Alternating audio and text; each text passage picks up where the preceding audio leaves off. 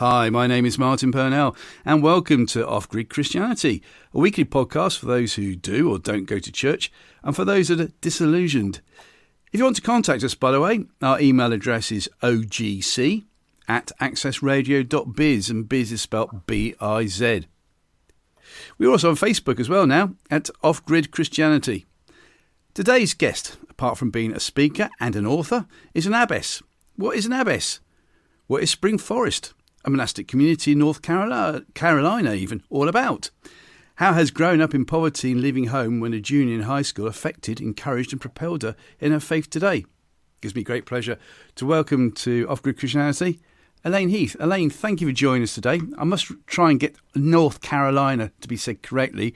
So, thanks. It's great to be here. Well, for those of us I know where North Carolina is. I've had the pleasure of driving through it. But for those that don't, whereabouts is North Carolina, please? It's on the east coast of the United States. We're famous for the Outer Banks. You might have heard of the Outer Banks. No. There was a movie made with Richard Gere years ago. Now the name of the movie slipped my mind. And anyway, it was on the Outer Banks. Oh, it's the Knights of Rodanthe. Yeah. Okay. So, yeah. Sorry, Richard, if you're listening, I haven't seen that film. Okay. But it's very. So you're right on the coast then. Yes, part of the state is along the coast, and then there are mountains, and it's a beautiful state. Yeah. Isn't that where I was going to say the Royal Navy, but that'd be interesting, wouldn't it? Isn't that where the Royal Navy is based? That would really, really show how old I am. Isn't that where the American Navy is based, in North Carolina somewhere? I don't know about the Navy, but there's an Army. There's an Army base. So, yeah. I got you. Okay. Great. Well, listen, thanks for joining us today, and apologies for not knowing my Carolinas. But before we go further into the main podcast, if that's right, Elaine, I've got 5 pertinent questions for you. Okay. Let's see how you go. Question number 1, fingers on the buzzers, no conferring. If you could invite anybody from history for an evening meal, alive or dead, so that you could ask them questions, who would it be? I would invite Phoebe Palmer, the mother of the Wesleyan Holiness Movement, the 19th century Wesleyan Holiness Movement. And I would invite her because I wrote a book about her theology, and I think she's been misunderstood. And I think she was amazing. Wow. Okay. Well, tell us more why she was misunderstood then, please. Well, she was a layperson, and she started these things that she called Tuesday meetings for the promotion of holiness, which is just a very 19th century name for something, right? Yeah. But she looked around and saw that the Methodist Church was becoming very socially acceptable and really not taking the gospel seriously enough. She became involved in praying a lot for her own soul to be fully given to God, fully sanctified. And she was the sort of person who just wasn't terribly emotional, and she couldn't work up tears or repentance the way she saw her friends doing. So she wrote out a legal contract. Oh, wow. Okay, God, here we go. I'm making this contract. And she committed herself fully to God. And then days later had a mystical experience. And in writing about her, I've made the case that she was our own Methodist mystic. And her power, her reach of her ministry through the years as she got older was equal to any of the great Christian mystics, Catherine of Siena or any of those people. And why I say she was misunderstood is that she was her theology, her spirituality were based upon trusting in God, whether your emotions are there or not. And of course, this came out of her own experience. She also had lost some of her children. They died. The third one that died in a tragic fire in the crib was just awful. And so I think she went through a dark night of the soul, classically understood. And so her writings are in line with some of the writings of other great Catholic saints who experienced a dark night. But because John Wesley was suspicious of that kind of spirituality and kind of discounted it in many of his writings, Methodists or Wesleyans did not have the theological framework for mystical or ascetical theology. And so she was misinterpreted and kind of sidelined by her people that followed her in the holiness movement. And it moved away from this really profound mystical theology and practice to actually kind of legalism. What holiness is legalism. Yeah. Okay. Fantastic. Well, as you'll find out later on, or even now, I've got a brain of a simple brain, like Winnie the Pooh. And when you said Dark Knight, I immediately thought of, Richard Gere. He was in a film called Black Knight, I think. Okay. So this could be a Richard Gere day. The way it could be. He's a good actor. Yeah, I haven't seen. Yes, he was in the film recently. I can't remember what it was. But just to clear something up then, because normally when we hear the word mystic, we go, oh, very new age and stuff. And then you tagged on the word Christian mystic. So just to put our mind at rest, because I honestly don't know, what to you is a mystic, please? Sure. Well, I'll talk about a Christian mystic. Will that be helpful? Well, don't mind either. I'm in a good mood today. Oh, okay. All right. Well, I wrote about it in my book, The Mystic Way of Evangelism. So there's that, if anybody wants to take a look at that publication house, please. It's Baker Academic. Baker Academic, the revised second edition would be the one to get if you wanted to read that. And I define a Christian mystic as someone who is so transformed by their encounter with God, their living encounter with the living God, that they become a conduit for God's transformational work, not only in the church, but in the world. And so, in other words, they have that kind of relationship with God. And the test of a true Christian mystic, in my estimation, is the fruit of real holiness, the fruit of love. That this is someone whose life is a life of incredible love. I mean, think of Mother Teresa or Martin Luther King Jr. We could name lots of different people. These were people who definitely were mystics and definitely were prophetic, and definitely their lives continue past their death, continue to shape the world in good ways. Great, thank you for that. And I think we've just about exhausted question one as well now. So that's great. It's great to know, and no doubt they'll come later on again this afternoon. This interview, conversation. Question 2: who is your favourite biblical character, or favourite biblical story, or favourite parable, please, Elaine? I think the parable of the treasure hidden in the field. Oh yeah. And that has spoken to me for a very long time because God is, because of the humility of God, that God is the great treasure, right? And the knowing Christ is the great treasure. And God is hidden in the ordinariness of life and is always there to be discovered. Sometimes we think that the Christian life or the spiritual life, walking with God, requires these dramatic experiences, mountaintop events, sort of supernova things. But actually, most of it is a treasure hidden in a field, ordinariness kind of thing, this beautiful divine life hidden in the ordinariness of life. And I really love that. Lovely answer. Thank you. Question 3. If you were Prime Minister for the day, or the President of the United States for the day, you can choose on that one, and could change any law or impose a new law, what would it be, please, Elaine?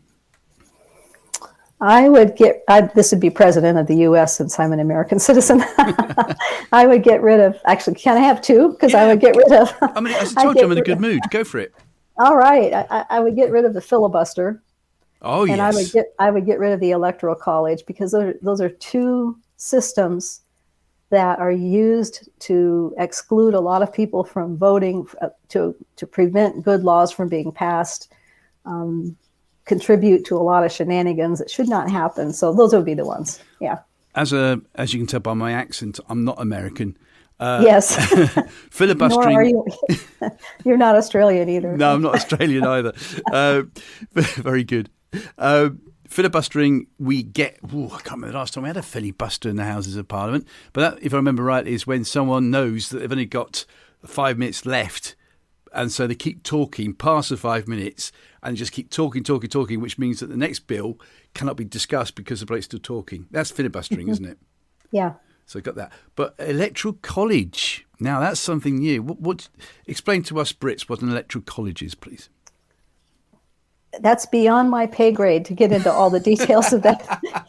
But what it ends up being, the bottom line of the electoral college is that when you cast your vote, you're not directly voting for the person. The electoral college system is how people are finally elected to office. The electoral college is why, for example, Hillary Clinton got 3 million more votes than Donald Trump, and yet he was elected to office because of the electoral college. Now that could be a bit like where we in the UK we have constituencies. So you might have a constituency of like 300,000 people. The next constituency might be smaller, but might have 1 million people living in there, and it's all done by constituencies. As if you win that constituency, you've got that vote.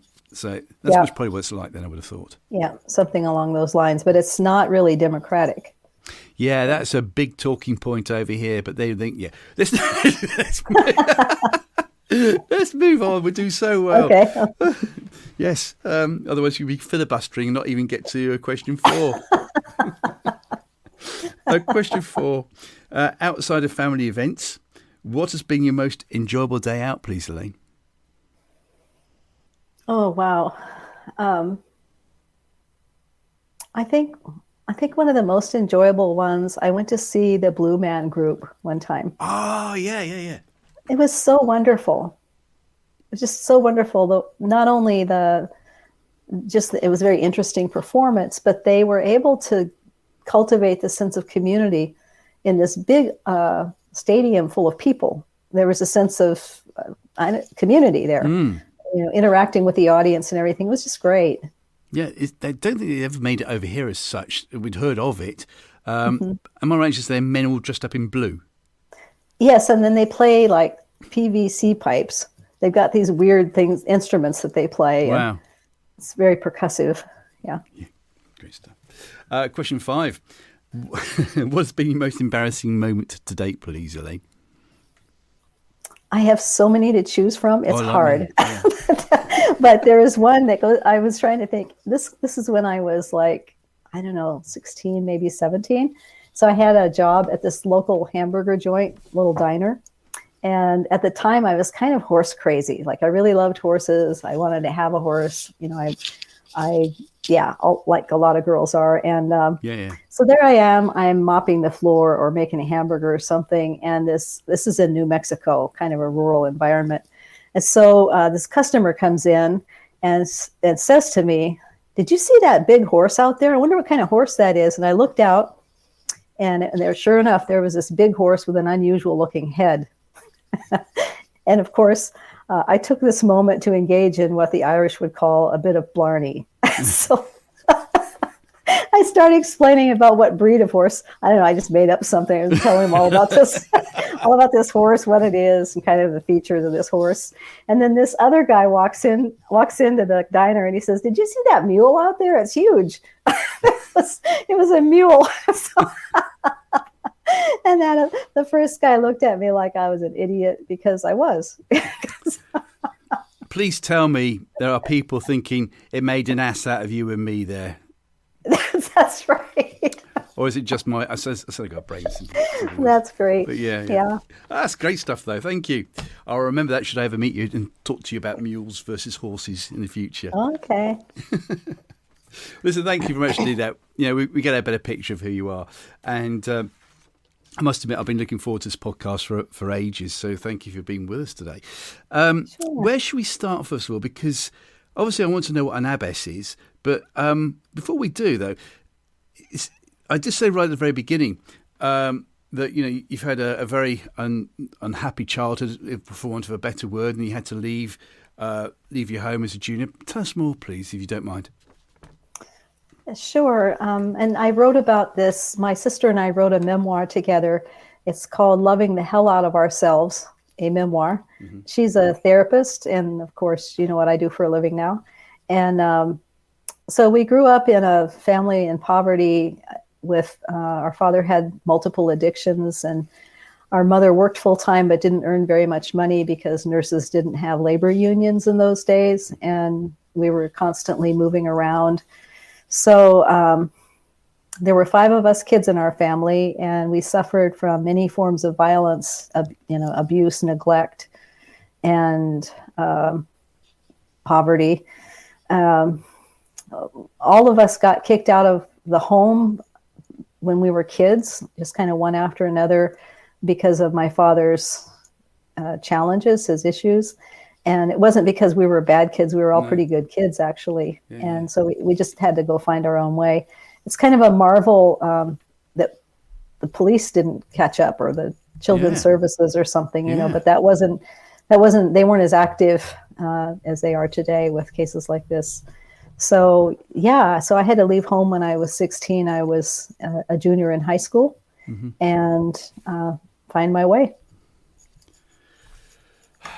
See, I'm glad you shared that, because, as you know, I'm talking about off-grid Christianity, and I'm sure there are plenty of people who are thinking, I still believe in God, but I just can't go back to church anymore. And so it's lovely that you can share that. Where was your faith at the time when you were thrown out at 16 years of age, Elaine? I actually had become a Christian right before I got thrown out. And that was one of the things that was a flashpoint with my father, was just kind of enraged about. Right. So I had a really amazing conversion experience. It's too long to go into that story right now, but I really feel like Jesus saved my life. And I've walked with Jesus ever since then. I've never looked back. That doesn't mean I've always gotten it right. I've made some really stupid mistakes in my life, and really, after I left home and I had to get married, my parents set up a situation where I was forced to get married, and while I was still a kid. And it had nothing to do with pregnancy. I was not pregnant. But anyway, it was in an abusive relationship, and just a lot of really difficult things. But I really felt Jesus with me and calling me forward. So as time went by, through God's grace, through people who crossed my path, I started healing from all the trauma.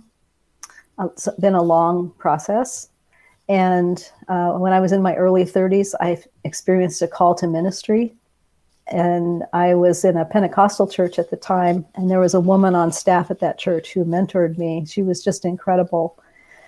And so my journey into ministry, to become an ordained person, to work in academia as a professor, preparing people for ministry, then as an administrator, being dean of Duke Divinity School, and developing all these creative ministries, new monastic communities, all the things I've done, all of that emerged out of my healing journey, healing from trauma. Yeah. And it's just incredible. And then that healing theme flows through everything that I do, because that's been my experience of God.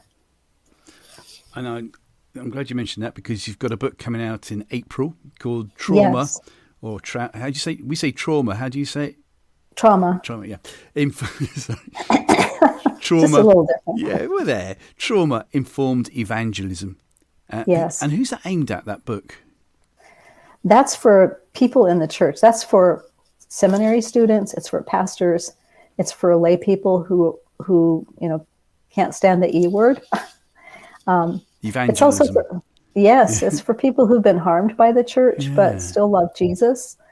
So in that book, Charles Kaiser, my co-author, wrote most of the book. He was my doctoral student, and he's brilliant. He's just brilliant. And after he finished his doctoral project, I said, this really needs to be published as soon as possible. Yeah.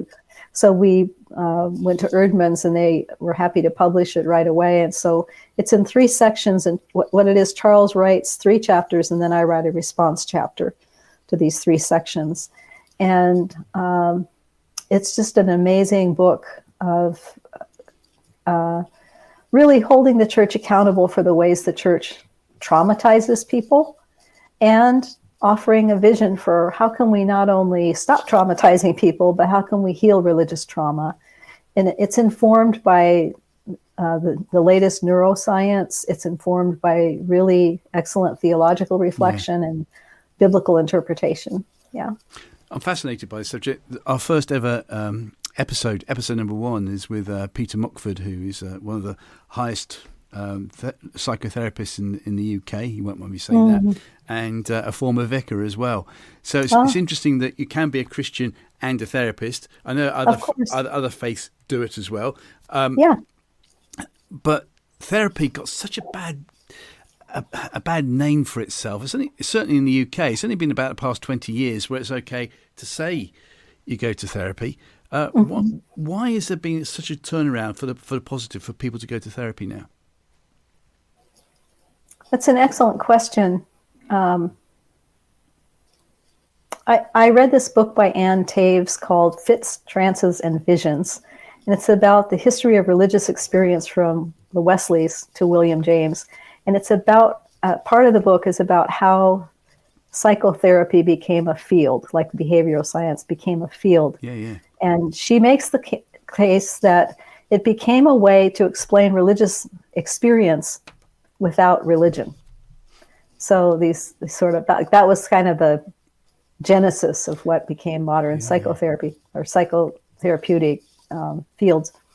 So within that study, she unpacks how originally things like what we would call today PTSD, or what we would, some things that we know what they are now, those were attributed to hysteria, which and to other things, insanity.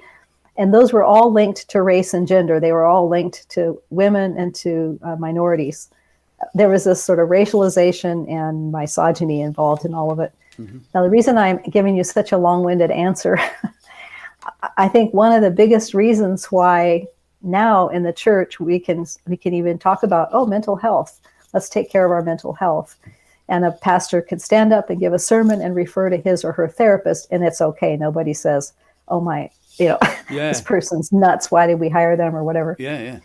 I think a big reason why that's true is that we now have women and women's voices and women's perspectives in theology, in seminary, in biblical studies, and not only women, but people of color, minority voices, minority experiences shaping our theological vision.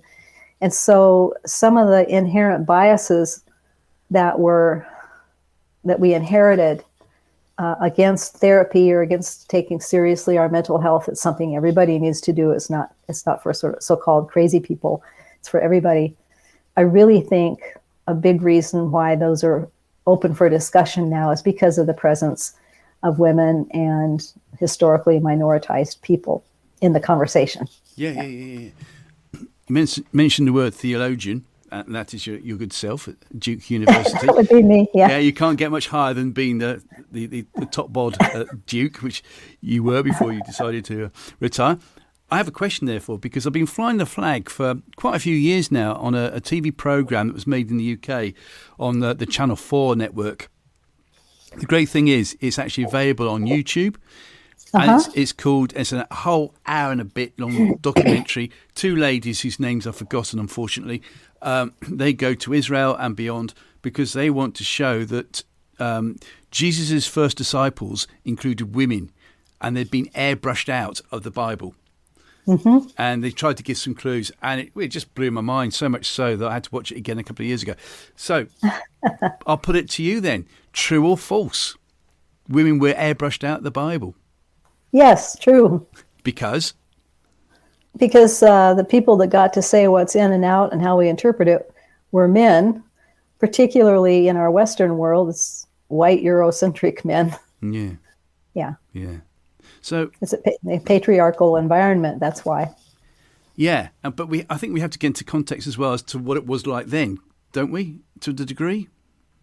Oh no, women are in the Bible. What's remarkable is the counter narrative within the Bible.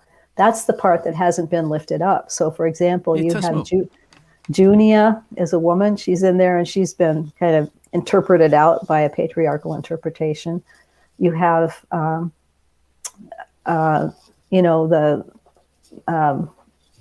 daughters of Philip who were all prophets. They were prophesying. I could list a lot of different people. So those, even the fact that the first witness to the resurrection was a woman. It was Mary Magdalene. Yeah. And the men didn't want to believe her, and then Jesus had to chew them out about that once he saw them post-resurrection. So there are lots of stories there with women. I mean, Deborah in the book of Judges, she's the one godly judge. Deborah is. Yeah, and it's also the fact that women. I can't remember. You'll be able to help me out here. One of the verses, but basically, women were there to sort of look after the finances to a degree, get the food ready and things like that. But they also were like spearheading to make sure everything worked well. Am I right? Well, you've got a lot of different cultures in the Bible. Many different cultures. The Bible was written over well over 1,000 years in different contexts.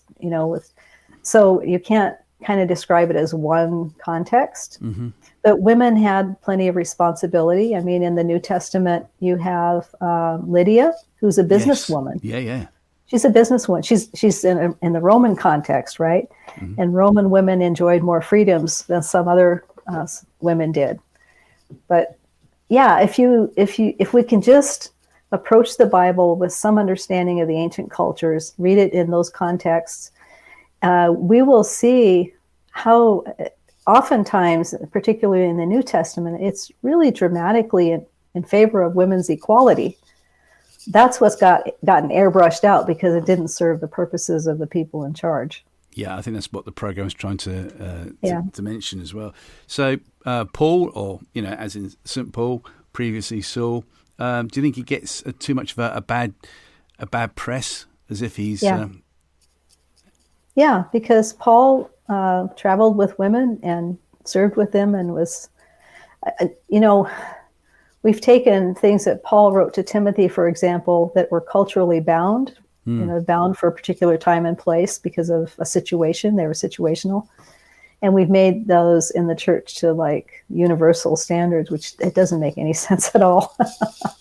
Anyway, I recommend Christians for Biblical Equality International as a resource that has a high view of Scripture and is very experienced and wise with working toward helping the church practice equity between women and men, and to interpret the Bible appropriately around gender. Brilliant. Thank you for that very much indeed.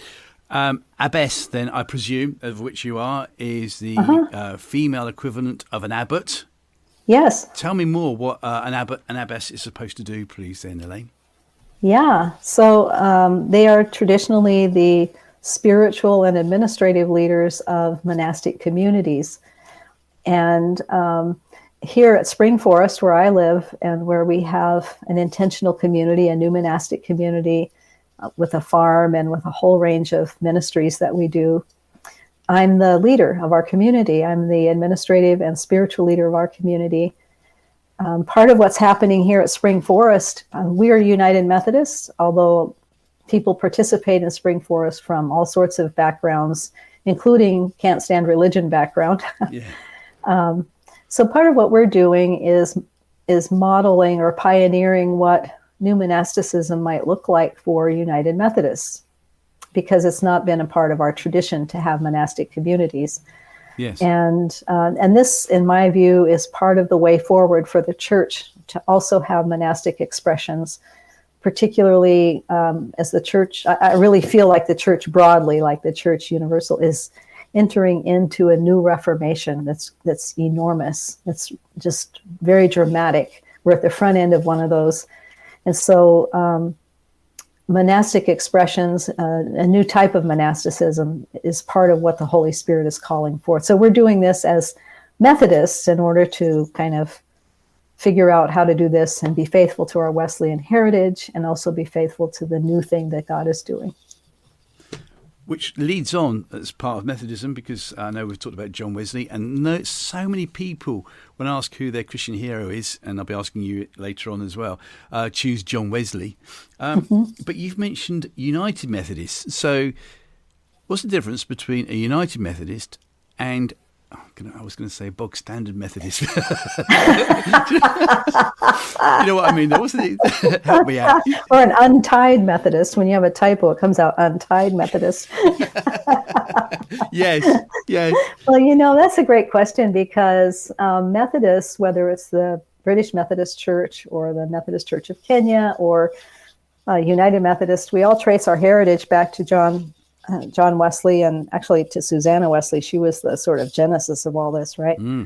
But the polity, how the polity works, the political structure of the denomination is different. So this is something about Methodism that I've thought is weird from the time I've been a Methodist for a really long time.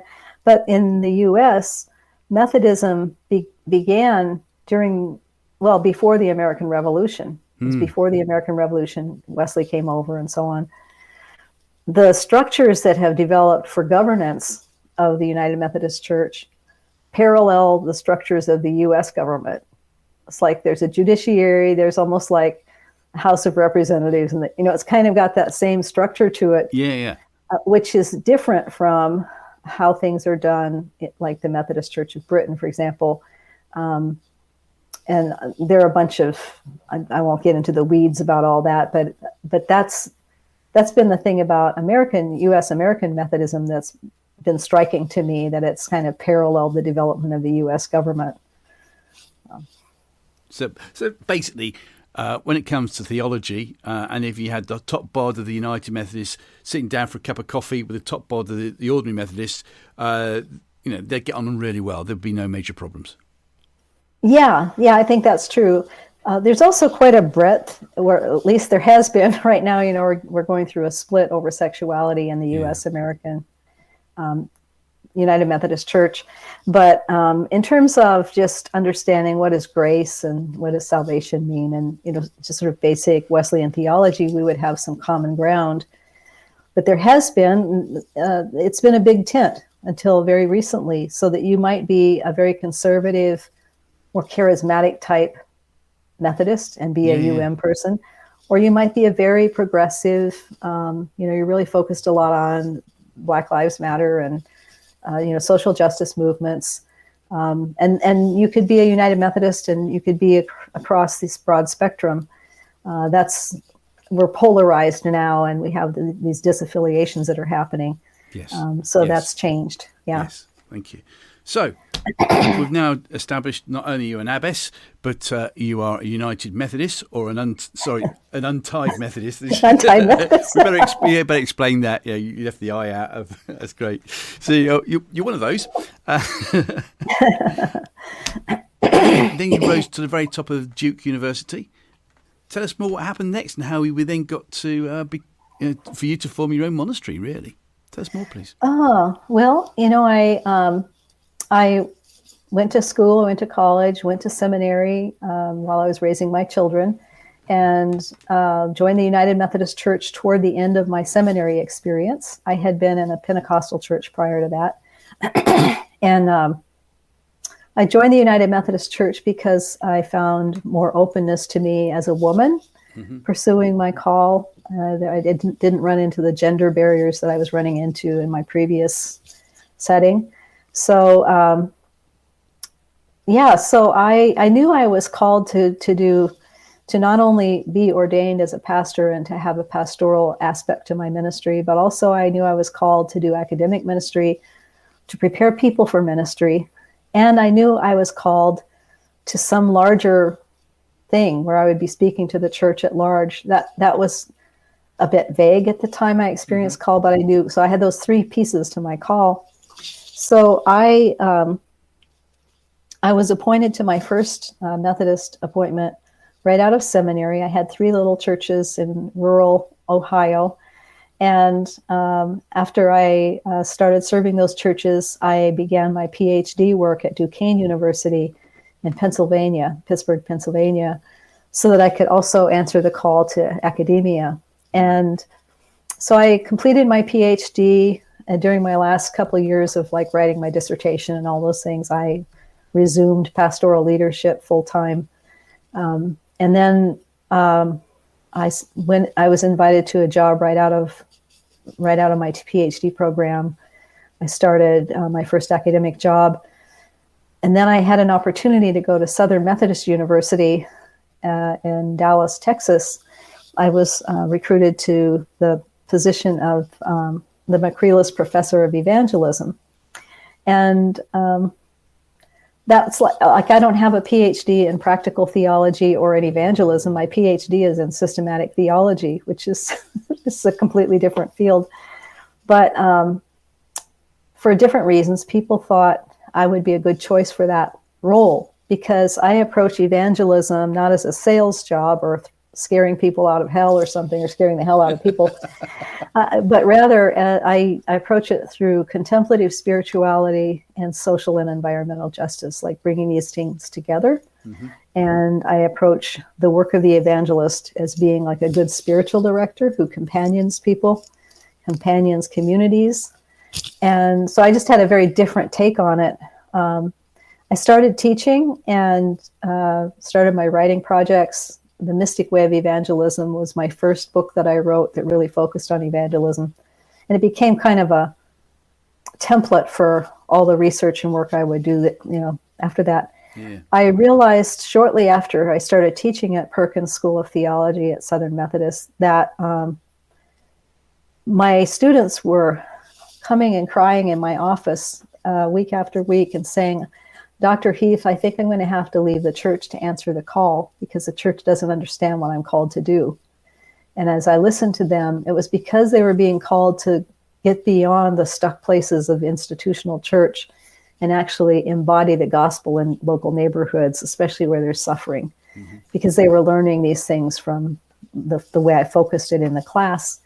So I realized I needed to not only further focus my research and writing in the area of emerging forms of faith community, the collapse of institutional church, all that stuff that I've worked on. But I also shortly, within a year and a half of starting that position, I realized I need to invite some of these students to create alternative communities of faith right here in the city as a laboratory so they can learn how to do this on the job. So I did. I started some communities with them. A bit risky, I didn't have tenure yet, so I'm supposed to write, publish or perish. But God was with us, and soon a businessman joined what I was doing. He was a student at Perkins, and I met him on my way to my first pilgrimage to Iona, actually. I took some students to Iona. And we formed the Missional Wisdom Foundation to be an umbrella for these experimental communities.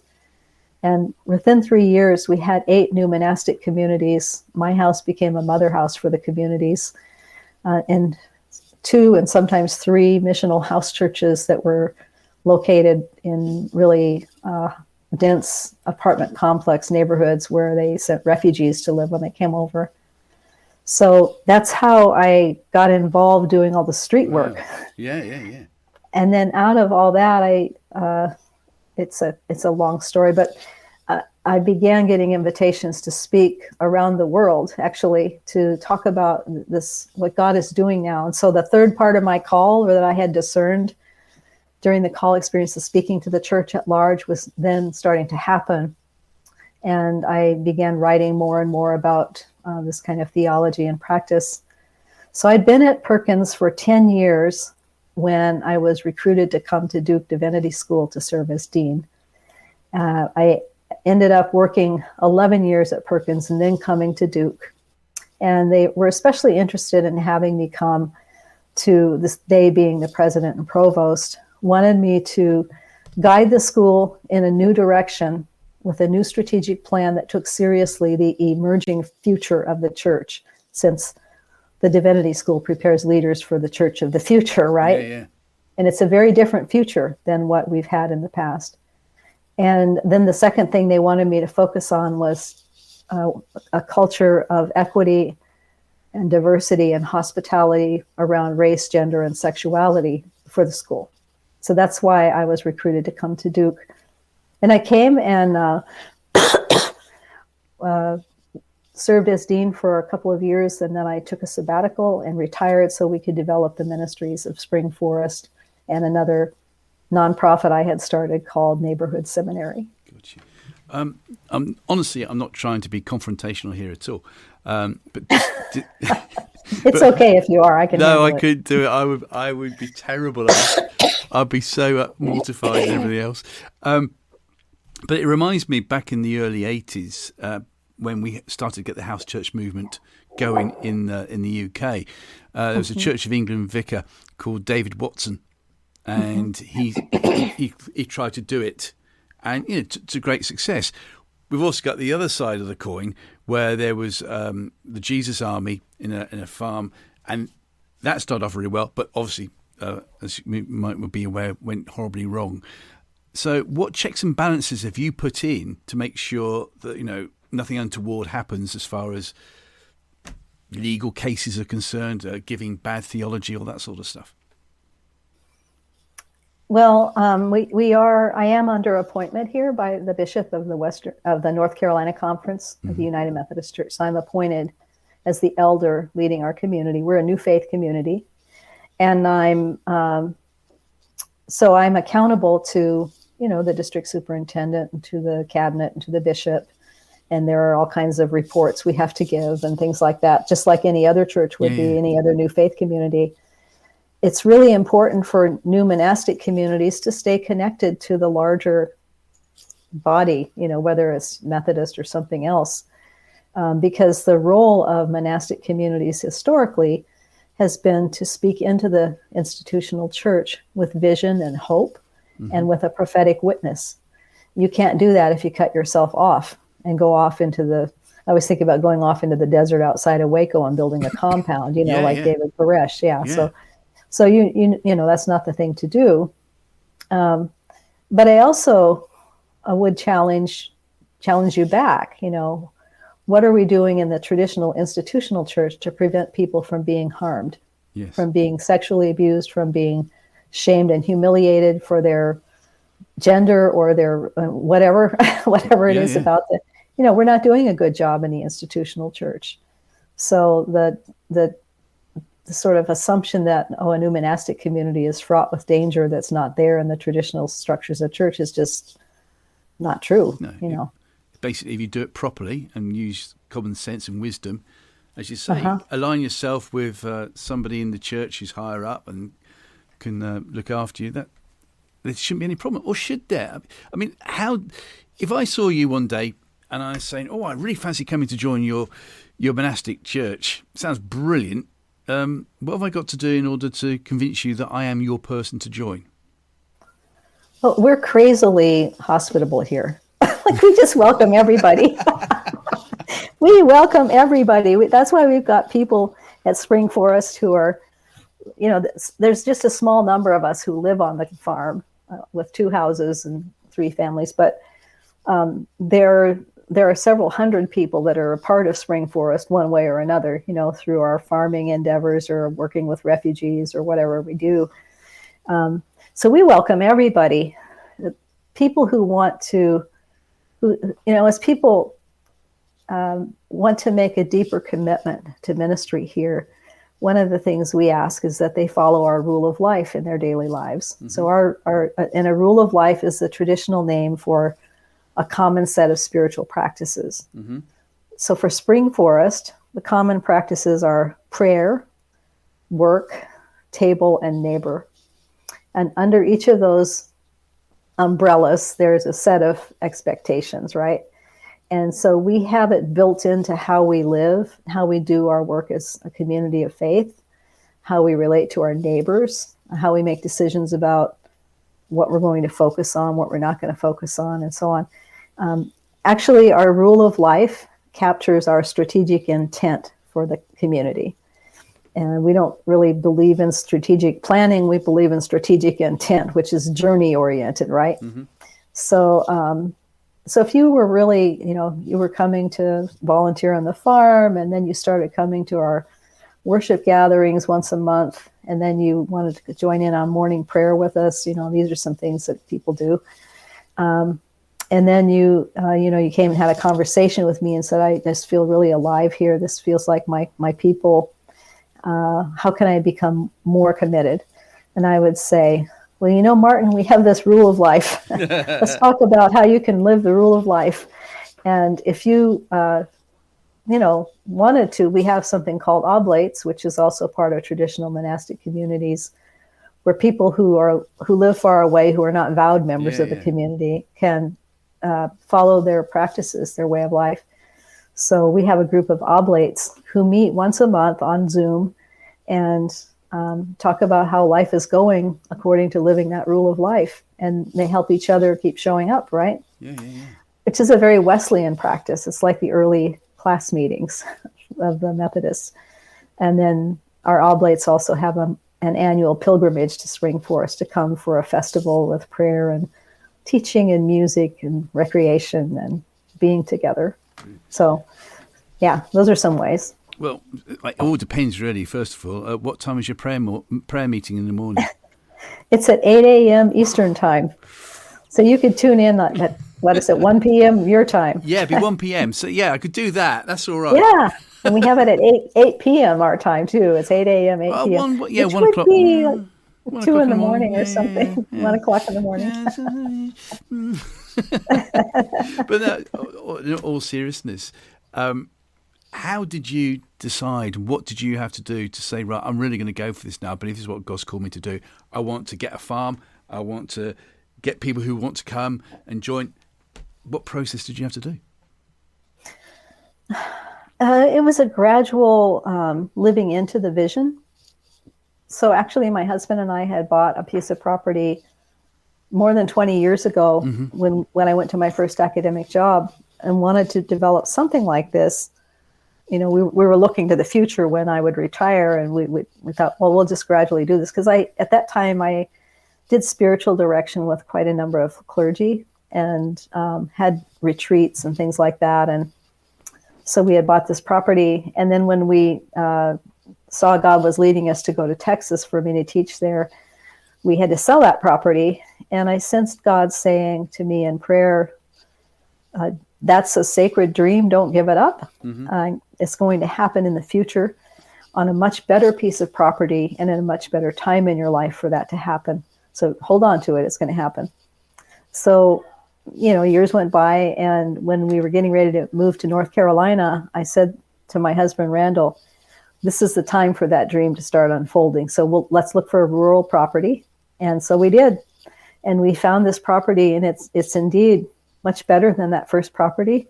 And it's a much better time in our lives, and for all sorts of reasons. So I retired earlier from Duke than I had originally intended, but it seemed very clear to me that it was time to retire and to do this, to develop Spring Forest, and to also this other nonprofit that I had started, to get it up and running and hand it off to capable hands.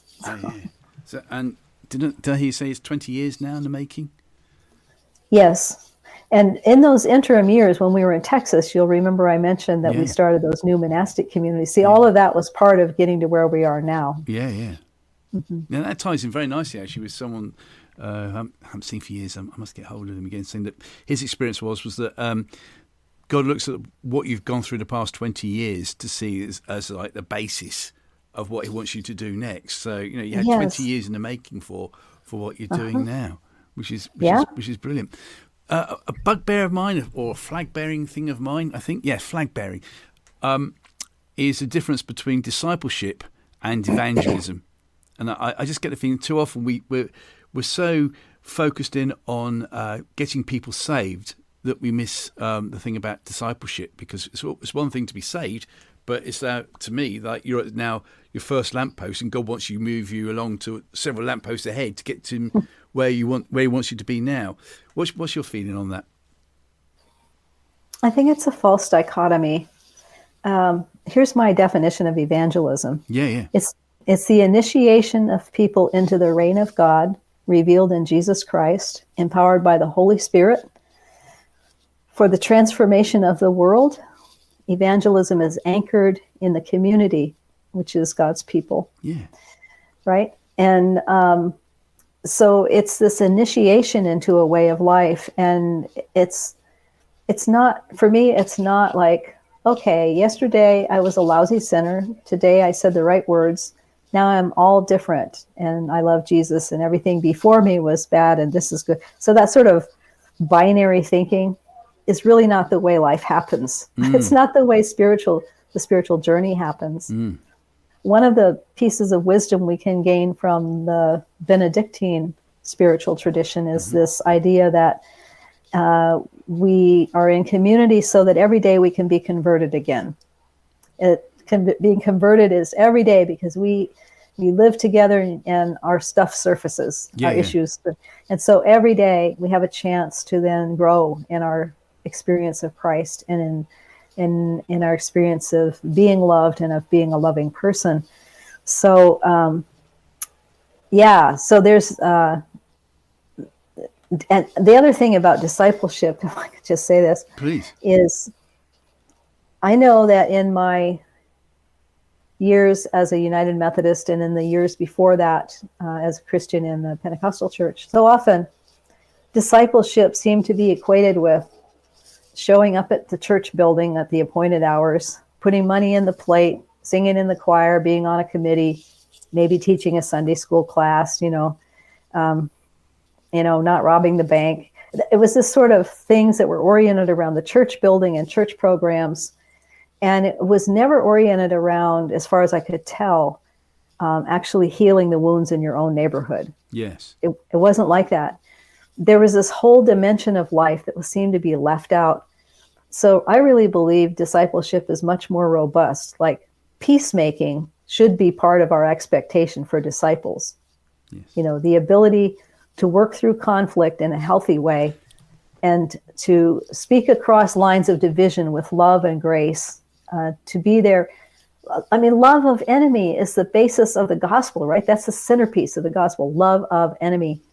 And if we can't learn to do that love and justice work and the peace work, are we really disciples? Yeah.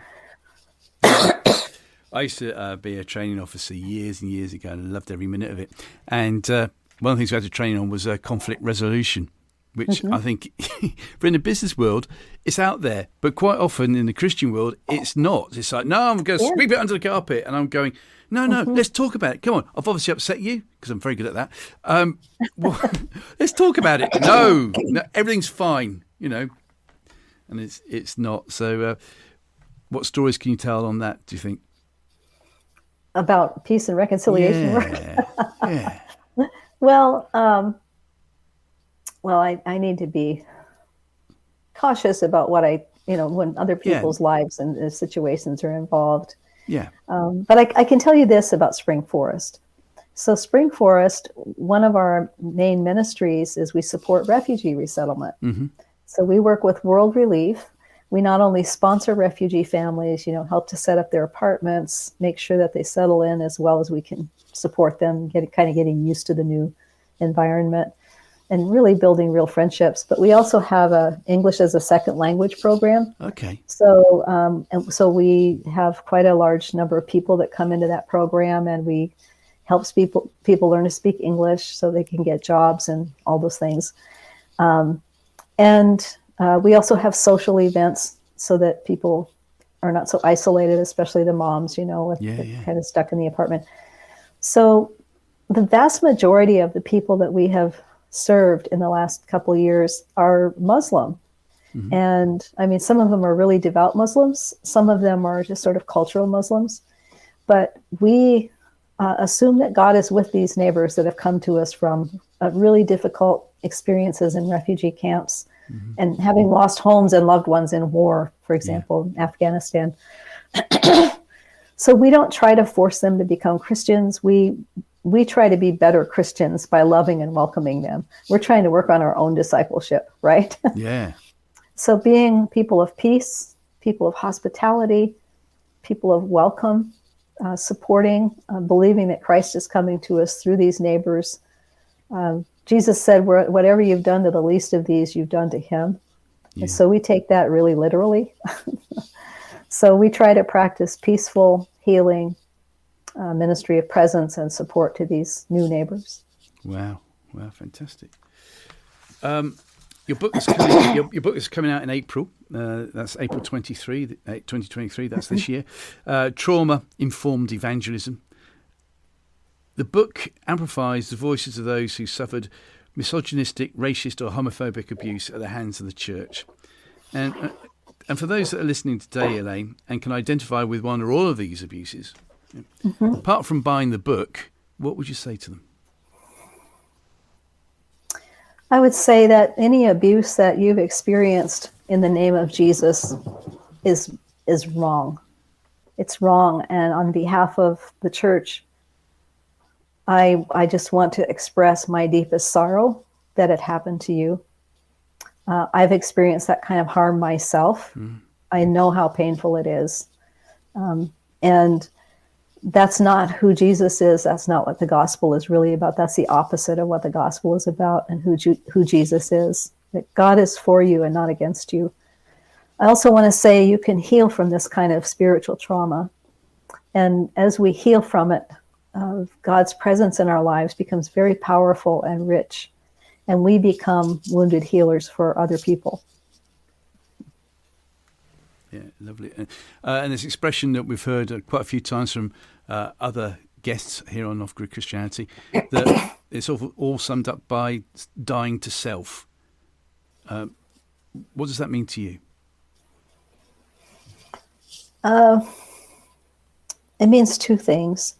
There's the sense of dying to being driven by our ego, where what I want is kind of king of the hill, I get to make all the choices, and it's all about me. It's sort of narcissism, dying to sort of narcissism. But it's much more than that. Excuse me. Sorry. I want to say it was Basil Pennington, but it might have been somebody else that has written about true self and false self. Thomas Merton wrote about true self and false self. Henry Nouwen wrote about it. And so it might have been Richard Rohr. So what if but not Richard Gere. Not Richard Gere, no, all the Richards, right? Yeah. Dying to self is also about dying to the false self, so that true self can live. And the false self is that persona we develop in order to get by in life, and it is connected to trauma we've had in some ways. When you say full self, is that when we put a barriers in front of us? Is that what you mean? Yeah, it's about it's all about what I can do, what I can achieve, and the persona I need to be so that I can make it. Yeah, I understand. I wish we had more time to delve into it. There's just not enough time, but I do recommend reading True Self, False Self by Basil Pennington. And then Richard Rohr has also written some interesting things about it, and so has Henry Nouwen. But our true self is our self in Christ. And that's the self that, in Revelation, where it says that Christ gives us a white stone and our name is written on it, and it's this precious name that Jesus himself gives each one of us. It's an unrepeatable name, like it's a unique name. That's our true self. Like that's a symbol for true self. Yeah. And the Apostle Paul writes in one of the epistles, it's no longer I who live, but Christ who lives in me. And that's the true self. The true self is myself as God created me, in union with Christ, who is absolute love, and living in harmony with Christ. So dying to false self is dying to this sort of persona. I'll use that persona that's dependent upon my efforts alone and what I've had to do to heal, not only not to heal necessarily, but just to cope. I often think about this process of coming home to ourselves, our true self, is being like Adam and Eve after the fall. Everything that happens after the fall. It's like before the fall, they were naked and unashamed. They could just be themselves, and there was no shame. Okay, living from the true self is like a no shame zone. We're naked and unashamed before God and ourselves again, and we can be free to be who we are and who we were meant to be. Yes, yes. Yes. Whereas full self is like, I suppose in some ways, keeping yourself so busy and trying to do so many things for God. You know, like you might even become a vicar or a priest or whatever. Yeah. And that's your full self, maybe. Well, it can be. I mean, it can manifest that way, you know, a workaholic. It can also manifest as like the tough guy, the tough girl, you know, that just kind of, you know, like these types that Clint Eastwood plays in these movies. You know, I mean, it can manifest in a lot of different ways. Yeah. But if you just think about it's springing not from a sense of holism and being God's beloved or anything like that, but it's springing from I've got to take care of myself because nobody else will, and protecting myself and projecting what I want people to think I am, and this sort of carefully constructed persona. And everybody does it. Nobody is exempt from, because we live in a fallen world, a broken world, and this is what we do to get by. But Christ, so dying to self is not about losing your humanity or not being you anymore. It's actually about coming home to your true self and being freed from the sort of drivenness and all of that from the false self.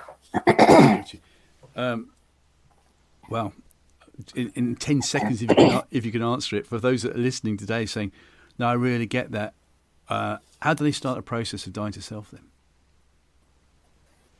Paradoxically, by coming into an experience of your belovedness to God. It's all about entering into this relationship where you allow God to really love you and you believe it. So that's the contemplative life, right? And as the more we go into experiencing ourselves as God's beloved, the more we heal from toxic shame that any kind of violence or abuse has put into us, a trauma, the more that we die to that old driven, however it has constructed itself in our lives, we die to that. And we become free and alive and able to love well and able to be present, able to be full of grace toward ourselves and toward other people, because the grace is what we're receiving from the God who loves us, who's there for us. Elaine, wow. Fantastic answers. You know, and I said, you know, we end up in the place that I maybe not thought we'd go. Thank you so much. And one final question. It is the final question, you'd be pleased to know. I'm going to go, I think you're going to choose somebody with the surname Wesley. Who is your Christian hero? Why have you chosen that person? And, of course, the person has to be dead and a Christian. So who, Elaine Heath, is your Christian hero, please? Her name was Betty Jevons, Elizabeth Jevons, and she is the woman who mentored me from the time I was 29 until, I don't know, she passed away in 2007, so for some decades. And she was a true Christian mystic, and I would not be who I am today without her profound spiritual friendship. Well, tell us more in the 2 minutes, please, as to who she was. And this is fantastic. I love it when it's personal. Go on. Yeah, she was so wonderful. She was Canadian. Her family had immigrated to Canada from Ukraine when she was 2. They fled for their lives when Stalin was doing what he did. And so she grew up around Saskatchewan, I believe, in this Mennonite family, farmers. When I met her, she was on staff at London Gospel Temple, which was a Pentecostal Assemblies of Canada church in London, Ontario. I lived there for a while. And I had never met anyone like her. She was, here was this woman. I mean, I had never seen women pastors. I had been in a very restrictive environment religiously. And she was on the staff, and she was probably in her mid-50s at the time that I met her. She was very beautiful. Her spirit radiated. She was almost translucent with the presence of Christ. And she was compassionate. She had great wisdom. She was an incredible Bible teacher. The thing, though, that really, when I met her, I was going through a really hard time. And she saw me, like she saw my heart. and she deeply respected me and honored me. She started asking me to just kind of shadow her. I didn't know what was going on. I thought, why does she want to be with me? It's just me, you know, because I hadn't really started much into my own healing journey yet. I still had a lot of shame and just a lot of hurt from the violence I'd experienced. Yeah. And so I would just go with her. I was raising my kids, so my kids would be at school, and then I would go with her to make pastoral visits to sick people and dying people. And she would say to me, why don't you come in my office? I'm going to lead a retreat. I just want to run my ideas by you. And I'm like, why would she run them by me? I don't know anything, you know? Yeah. And so what she was doing was stacking the deck so I could hear a call to ministry. She could see it. So after I had known her for 3 years and she had been doing these things with me and had handed over a Bible study group to me and everything, I had this really profound call experience. And so I was quite undone by it. And it was like, it lasted 2 weeks, this call experience. So I finally went to talk to her about it. And I was very nervous. My lips were sticking to my teeth, you know, and my mouth was dry and could hardly make eye contact with her, you know, because I admired her. So I'm sort of haltingly telling her, I believe I'm being called by God. And she starts to laugh, which really surprised me because she was generally kind of a sober person, you know, she wasn't given giggling, for example. She starts to laugh, and she laughs really hard and wipes the little tears out of her eyes from laughing. She said, oh, Elaine, I saw it the day I met you. I saw it, and I went home and wrote about it. I wrote it in my journal. And she said, you're not going to believe where God's going to take you. She said, I've seen it, and it almost made me a little jealous, but I'm not jealous. And then it's like Yoda or something. She just gave me these sort of bullet points of what to do and to not do. And she said, never seek the limelight. She said, go where God leads you. If the door is closed, don't try to push it open. She said, God will always give you some kind of a John the Baptist to prepare the way. So go where you're welcome. Don't try to push your way in if you're not welcome. Never make your ministry about getting money or any of those things. She said, those things ruin people. She said, always say yes to God, and God will always open the way for you and will always take care of your children. You don't need to worry about that. Always say yes to God. And I promised her that I would do that. Wow. You have. And her name again, please, is? Betty Jevons, Jeavons. Wow. Sounds as if you need to write a book about her. Yes, do. Well, off you go then. And then when you write the book, you can answer the question, who am I? Am I Yoda, Princess Leia, or Obi-Wan Kenobi? There you go. And let me know. Elaine, Heath, thank you so much for joining us today. It's been a real privilege, and I mean that. I've loved listening to you, and I hope we can meet up again and hear more of your wise words. Thank you so much for joining us today. Oh, thank you. It's been a pleasure. Blessings. Cheers. God bless.